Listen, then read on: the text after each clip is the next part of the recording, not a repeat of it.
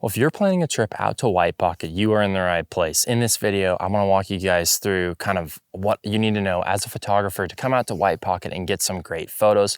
I've been out here a few times now, and it seems like every time I talk about it or post a photo, I've got people asking me, what lenses should I bring? Where are the best compositions? And X, Y, and Z. In this video, I'm gonna be walking you through the whole thing. My name is Austin James Jackson, professional landscape photographer based here in the beautiful southern Utah. In today's video, as you can see, we're out in White Pocket. I've been chasing monsoon storms last night. It rained much of the night. Now I'm back out here in the morning. I got some time to kill, so I'm gonna make this video for you guys. Hopefully it'll be helpful. First thing I wanna note is that the road out here is, it's not super easy to drive. There's tons of other information online on the road, so I'm not gonna cover that too much, but just know that you definitely do want a four-wheel drive vehicle, high clearance, preferably like a truck, a Jeep, something along those lines. You could maybe get out here in something like a Subaru or a RAV4 or another SUV when the conditions are just right, but you are kind of rolling the dice a little bit more. There's a lot of soft sand on the road. Additionally, if you're coming out here in the summer during the monsoons when it's rained, there's gonna be a little bit of mud on the road as well, so that's why you kind of want that four-wheel drive. So make sure you're equipped with the right vehicle to get out here, but we're not going to talk too much more about that. Let's talk more specifically about the photography, because you can find that road information anywhere. So let's walk you through the 4 popular, really great compositions. Of course, there's unlimited compositions out here. You're going to find more stuff that you like, but there's 4 spots that I really see people shooting the most, and I'm going to show you all 4 of those spots, talk about which direction they're in. The nice thing is between those 4 spots, you kind of have all directions covered. As you know, as a landscape photographer, different weather can provide different conditions, and you really need to have a composition in every direction if you want to capture some great shots. So we're going to talk about all of the different directions as well. This is the first composition here. It is this tree. You've probably seen it, this white brain rock, this tree. It faces to the west from this side. Of course, you can shoot it from the other side, but it looks much better from right here. Now, from the main parking lot, when you start hiking out, you'll pretty quickly encounter a trail that goes kind of straight and a trail that goes to the right.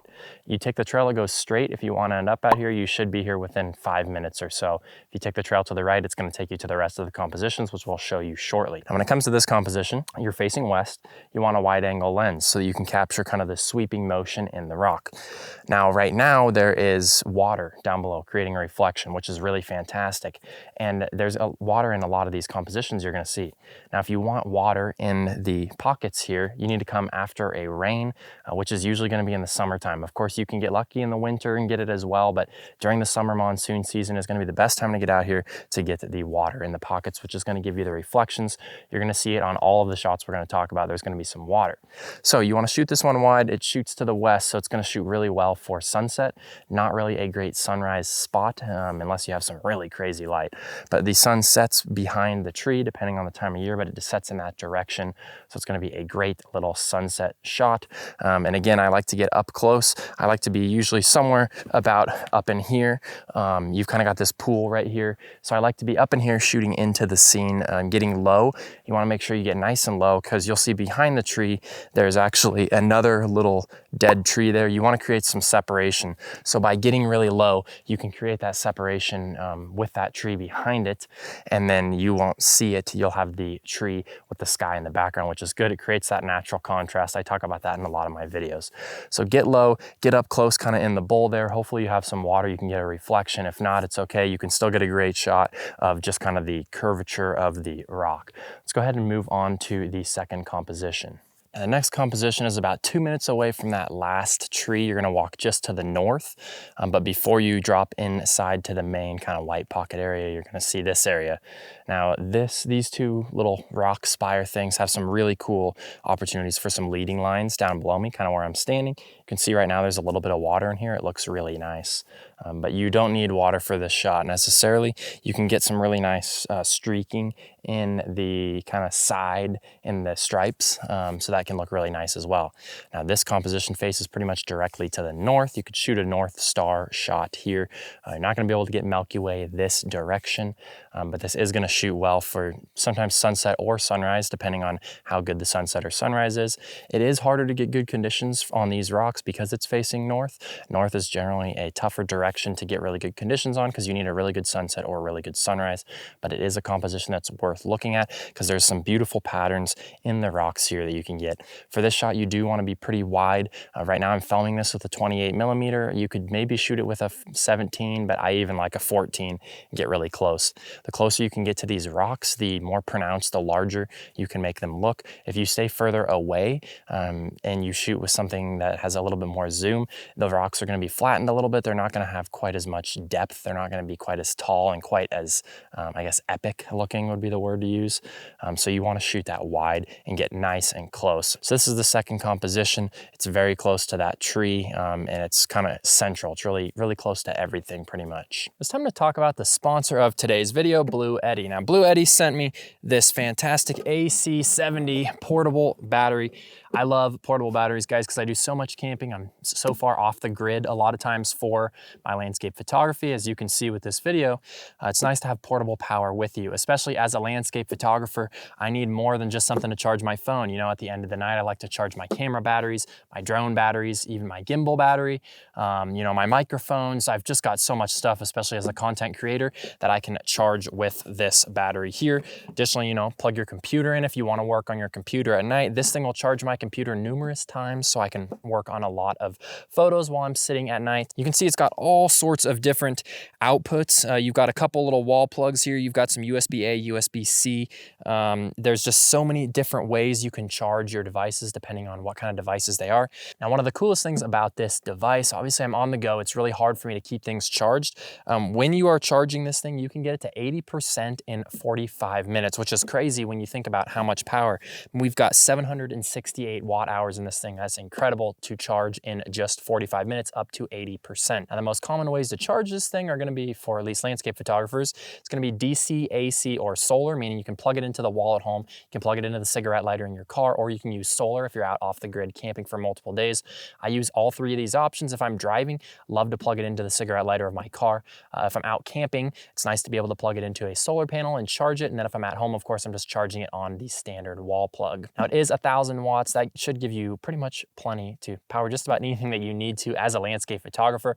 But if you did have something like a blender or something that would take a little more wattage, it does have 2,000 watt lifting power. So you can run some of those more powerful appliances or smaller items like that. As I mentioned before, I love having this thing to charge my devices, and I like to use my devices at night. I've got it in the back of my truck a lot of times, so whether I'm watching a movie on the computer or I'm editing a photo or just playing around on my phone, it's nice to have next to me while I'm in the back of my truck laying down. Now, with that being said, some of these batteries are really, really loud. This one is super quiet though. This AC70 is super quiet, so it's really nice. You can charge devices while you're sleeping. It's not going to keep you awake even when it's right next to you. It makes a big difference for me.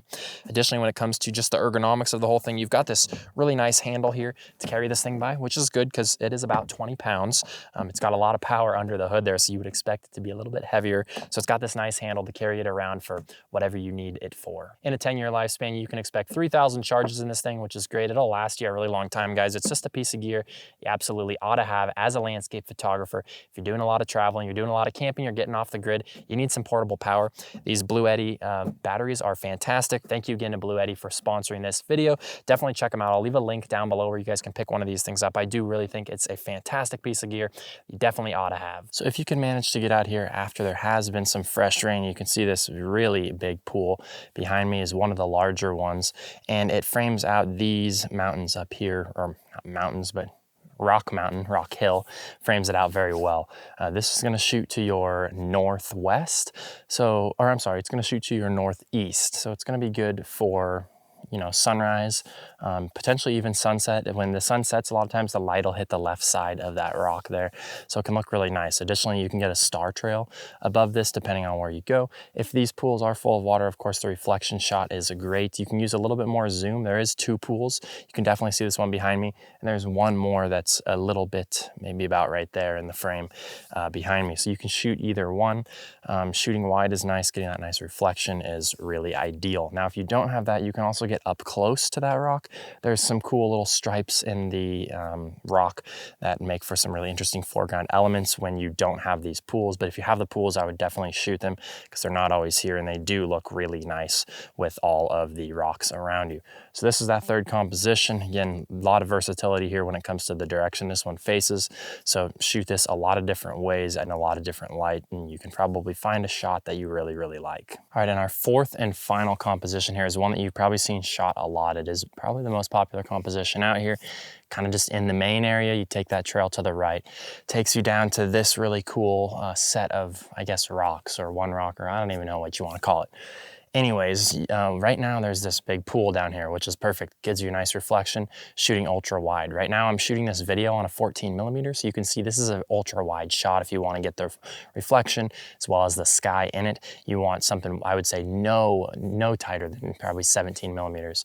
So this shot looks really, really nice. Now, if the pool is not here, there's a variety of other good foreground composition options in front of me here, as well as on the side of the hill. You've probably seen a variety of different shots from this area, from different foregrounds that different people have shot. I think that the pool is the best if it's available.